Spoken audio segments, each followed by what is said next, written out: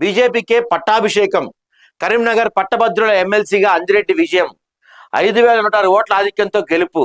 రెండో ప్రాధాన్యత ఓట్లలో తేలిన ఫలితం. సిట్టింగ్ స్థానాన్ని కోల్పోయిన కాంగ్రెస్, గట్టి పోటీ ఇచ్చిన బీఎస్పీ అభ్యర్థి. ఎంత సిగ్గుమాలిన తనం అంటే కాంగ్రెస్ పార్టీకి పరువు పోయిందండి. పరువు మొత్తం పోయింది. ఎందుకంటే ఈ ప్రాంతాల్లో దాదాపుగా 26 మంది కాంగ్రెస్ పార్టీ ఎమ్మెల్యేలు, 7 మంత్రులు పనిచేశారు. అంతమంది కలిసి కూడా ఆల్ఫోర్స్ నరేందర్ రెడ్డిని గెలిపించలేకపోయారు. షేమ్ కాంగ్రెస్ పార్టీకి. పెద్దగా హైలైట్ చేయట్లేదు కానీ దీన్ని మరి ఎందుకనో కాంగ్రెస్ పార్టీ పరువు మూసిలో కలిసింది. 100% ఈ ఎమ్మెల్సీ ఎన్నికల ఫలితాలతో కాంగ్రెస్ పార్టీ పరువు ఏడాది కలిసిందంటే మూసిలో కలిసింది. పోయి రేవంత్ రెడ్డి మూసిని ప్రక్షాళన చేస్తా, మూసిని అజ్జేస్తా ఇచ్చేస్తాను కదా, సీన్ కట్ చేస్తే ఎమ్మెల్సీ ఎన్నికలు అయిపోయేప్పటికీ కాంగ్రెస్ పార్టీ పరువు మూసిలో పోయింది. 26 మంది ఎమ్మెల్యేలు, 7 మినిస్టర్లు, అంతమంది నేతలు, అంతమంది డబ్బు అంత చేసి కూడా చివరికి ఓడిపోయారు కాంగ్రెస్ పార్టీ వాళ్ళు. చిచ్చి, మామూలు షాక్ కాదు ఇది.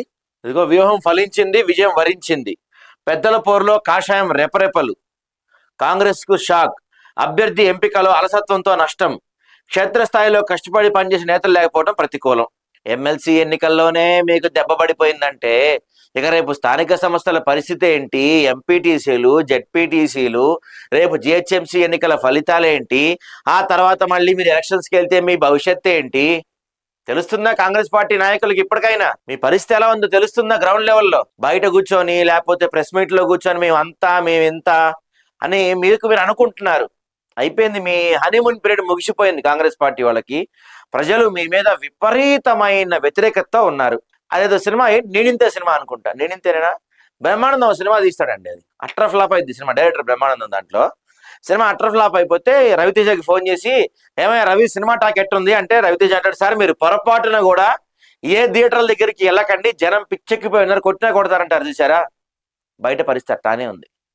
కాంగ్రెస్ పార్టీ నాయకులు కావచ్చు, ఎమ్మెల్యేలు కావచ్చు, బయట జనాలకు కనపడితే చాలా చోట్ల కొట్టకపోవచ్చులే కానీ కొట్టినంత పని చేయొచ్చు. ముందే చెప్తున్నా, కొట్టకపోవచ్చు, కొట్టినంత పని మాత్రం చేయొచ్చు. మీరు జాగ్రత్తగా ఉండండి, యాడికి వెళ్ళకండి కాంగ్రెస్ పార్టీ వాళ్ళు.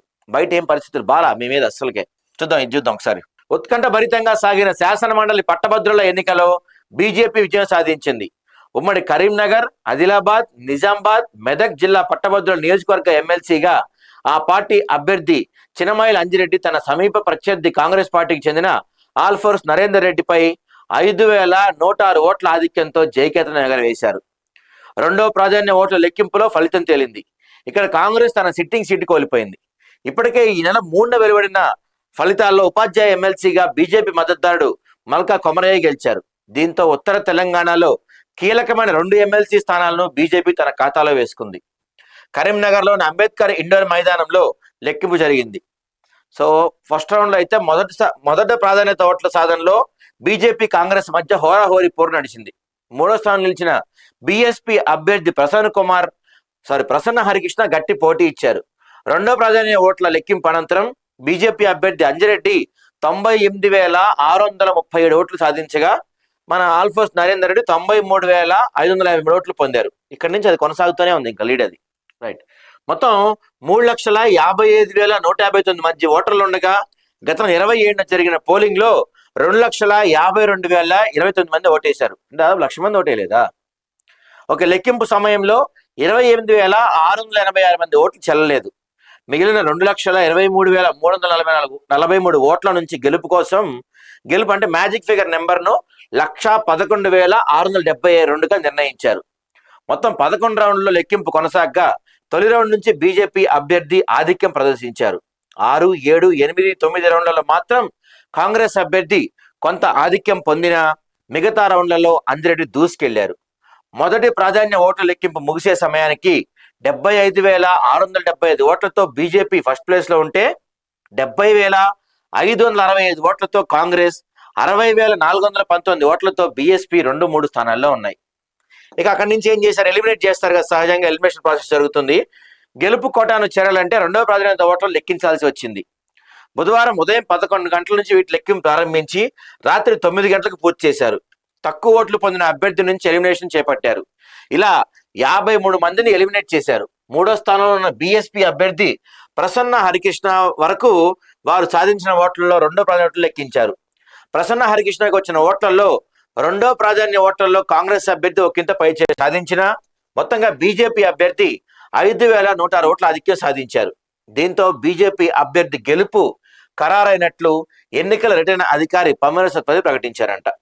అదిగో పాపం ఏడ్చుకుంటే ఇలా చూడండి మనోడు. ఫలితాల్లో చేదు అనుభవంతో కాంగ్రెస్ అభ్యర్థి నరేందర్ రెడ్డి లెక్కింపు కేంద్రం నుంచి కంటతడి పెడుతూ బయటికి వెళ్లిపోయాడు. బీఎస్పీ అభ్యర్థి ఎలిమినేషన్ అనంతరం ఆయన రిటర్నింగ్ అధికారితో మాట్లాడుతూ ఓట్ల పరంగా సమీపంలో ఉన్నానని, మూడో ప్రాధాన్య ఓట్లను లెక్కించాలని కోరారు. నిబంధనల ప్రకారం ద్వితీయ స్థానంలో వారిని ఎలిమినేట్ చేసి ఆ ఓట్లు లెక్కిస్తామని, అందులో నిర్ణీత కోటా ఓటు రాకుంటే ఎన్నికల సంఘ ఆదేశానుగుణంగా నడుచుకుంటామని అధికారిని సమాధానం ఇచ్చారు. దీంతో ఓటమి ఖాయమని భావించిన నరేందర్ రెడ్డి కంటతడి పెట్టుకొని బయటకు వచ్చేసారంట.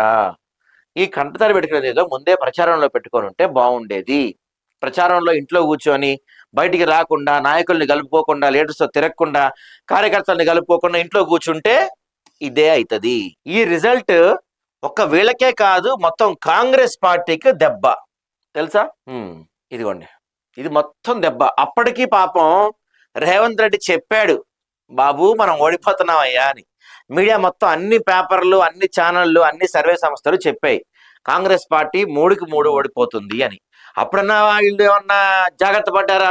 లైట్ తీసుకున్నారు. అంటే వీళ్ళకి ఈ ఓవర్ కాన్ఫిడెన్స్ బాగా ఎక్కువైపోయింది అన్నమాట. మన 6 పథకాలు ఏవో జనాల్లోకి విపరీతంగా వెళ్ళిపోయినాయి, మనం ప్రజలకి పథకాలు ఫ్రీగా తగ్గిచ్చేస్తున్నాం, మనం అంటే జనం ఎగబడి ఓట్లు వేస్తారని కళ్ళగన్నారు పాపం కాంగ్రెస్ పార్టీ వాళ్ళు. సీన్ కట్ చేస్తే రిజల్ట్ ఇది. ఈ ఎమ్మెల్సీ నియోజకవర్గం 15 జిల్లాలు, 42 అసెంబ్లీ నియోజకవర్గాల పరిధిలో విస్తరించి ఉంది. ఈ జిల్లాల పరిధిలో కాంగ్రెస్ పార్టీకి 3 మంత్రులు, 4 ఇన్ఛార్జి మంత్రులు, 23 మంది ఎమ్మెల్యేలు ఉన్నారు. పైగా బీఆర్ఎస్ కింద కొందరు ఎమ్మెల్యేలు కూడా కాంగ్రెస్ కు మద్దతు ఇచ్చారు. నేరుగా ఎమ్మెల్యే లేని అసెంబ్లీ నియోజకవర్గాలకు పార్టీ ఇన్ఛార్జీలు సైతం నియమించింది. ప్రధాన ప్రత్యర్థి బీజేపీకి 4 ఎంపీలు ఉండగా వారిలో ఒకరు కేంద్ర మంత్రి అయినందుకు గట్టిగా పోరాడతారని, దాన్ని దృష్టిలో పెట్టుకొని ఎక్కడికక్కడ పార్టీ స్థానిక శ్రేణులతో కలిసి వ్యూహం రచించాలని సీఎం ముందే చెప్పారు. కానీ క్షేత్రస్థాయిలో చాలా మంది ఆ మేరకు శ్రద్ధతో పనిచేయలేదు. ఎందుకు పనిచేయలేదయ్యా అంటే ఓవర్ కాన్ఫిడెన్స్, వీళ్ళకి అతి విశ్వాసం పెరిగిపోయింది బాగా. పిసిసి అధ్యక్షుడిది ఈ నియోజకవర్గం పరిధిలోని జిల్లానే అంటండి పాపం. ఉమ్మడి కరీంనగర్, ఆదిలాబాద్, నిజామాబాద్, మెదక్ జిల్లాల పట్టభద్రుల ఎమ్మెల్సీ నియోజకవర్గాన్ని 6 ఏళ్ల క్రితం ప్రతిపక్షంలో ఉన్నప్పుడు నెగ్గిన కాంగ్రెస్ ఇప్పుడు అధికారంలో ఉన్న ఎదురు దెబ్బ తగిలింది. సిట్టింగ్ స్థానం కావటం, రాష్ట్రంలో పార్టీ అధికారంలో ఉన్నందున తప్పనిసరిగా గెలిచి తీరాలని అధిష్టానం పిసిసికి, మంత్రులకు, ఎమ్మెల్యేలకు దిశానిర్దేశం చేసిన చివరికి ఓటమి తప్పలేదు. రాష్ట్ర ప్రభుత్వం చేపడుతున్న సంక్షేమ కార్యక్రమాలు, ఉద్యోగాల భర్తీ వంటి అంశాలను పార్టీ నేతలు, ప్రజాప్రతినిధులు ఓటర్ల దగ్గరికి వెళ్లి చెప్పి ఆకట్టుకోలేకపోయారు. ఓటర్లంతా పట్టభద్రులు కావడంతో వారిని ఆకట్టుకోవటానికి ప్రత్యర్థులు సోషల్ మీడియాలో ప్రచారాన్ని ప్రధానాస్త్రంగా వినియోగించుకుంటే కాంగ్రెస్ నేతలు ఈ విషయంలో పట్టనట్లు వ్యవహరించారని విమర్శలు ఉన్నాయి.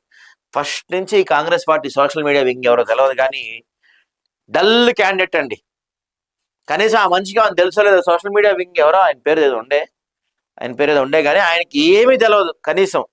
అరే ఎమ్మెల్సీ అభ్యర్థుల ప్రచారంలో ఈ ఫేస్బుక్ ఓపెన్ చేసినా, యూట్యూబ్ ఓపెన్ చేసినా బీజేపీ వాళ్ళు యాడ్ చూసినా, కాంగ్రెస్ వాళ్ళు యాడ్స్ ఇచ్చారా? కనీసం ఫేస్బుక్ లో మీరు నిలుపుకున్నారా? ప్రమోషన్ చేసుకున్నారా?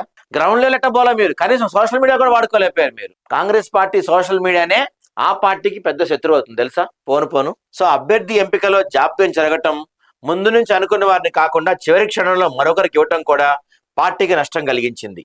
పోలింగ్ కొద్ది రోజుల ముందు సీఎం రేవంత్ రెడ్డి స్వయంగా వెళ్లి 3 చోట్ల సభలు పెట్టినా ఫలితం దక్కలేదు.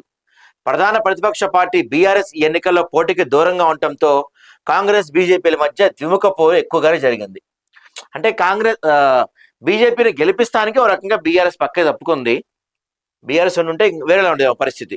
కానీ బీఎస్పీ అభ్యర్థి ప్రసన్న హరికృష్ణ గట్టి పోటీ ఇవ్వటం వల్ల కాంగ్రెస్ దెబ్బతీసింది. వాస్తవానికి ఎన్నికల్లో కాంగ్రెస్ టికెట్ తనకే వస్తుందని హరికృష్ణ చాలా ముందు నుంచే క్షేత్రస్థాయిలో పనిచేశారు. చివరి క్షణంలో నరేందర్ రెడ్డి తెరపైకి తేవటంతో హరికృష్ణ బీఎస్పీ నుంచి బరిలో దిగటం కాంగ్రెస్ కు ప్రతికూలంగా మారింది.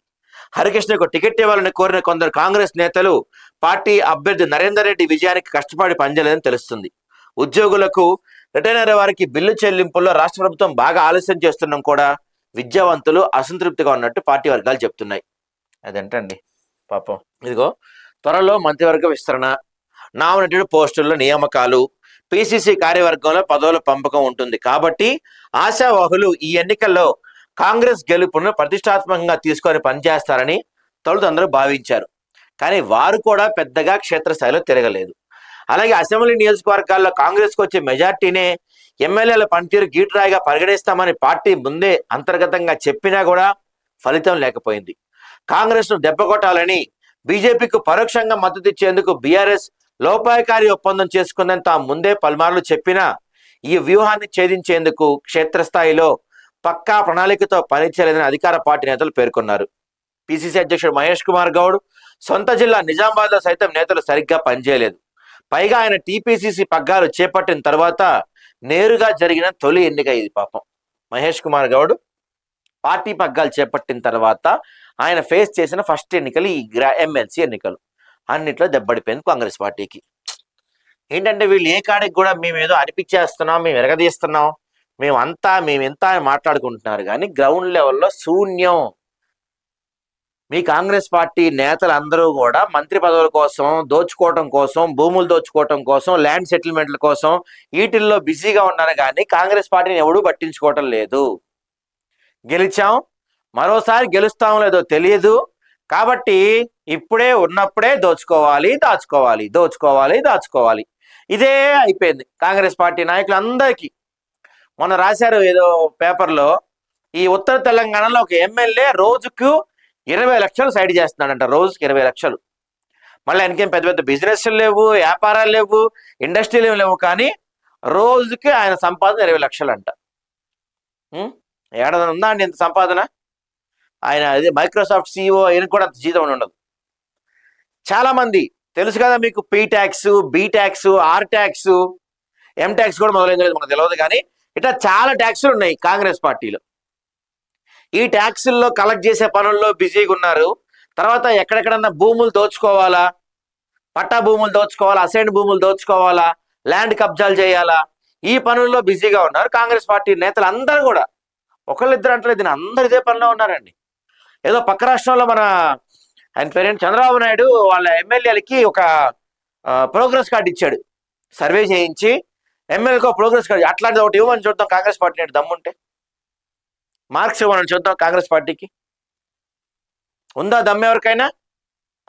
ఎవరికి లేదు. ఎందుకంటే ఎవడేం చేయట్లేదు కాబట్టి. అందరూ హాయిగా ఆరాంసే కళ్ళు మూసుకొని బజ్జున్నారు కాబట్టి. ఇదే పరిస్థితి మాత్రం కొనసాగితే ఇక ముందు కాంగ్రెస్ పార్టీ గెలవటం పక్కన పెడితే కనీసం బయట కూడా తిరగలేని పరిస్థితి మాత్రం తొందరలోనే కనపడుతుంది కాంగ్రెస్కి.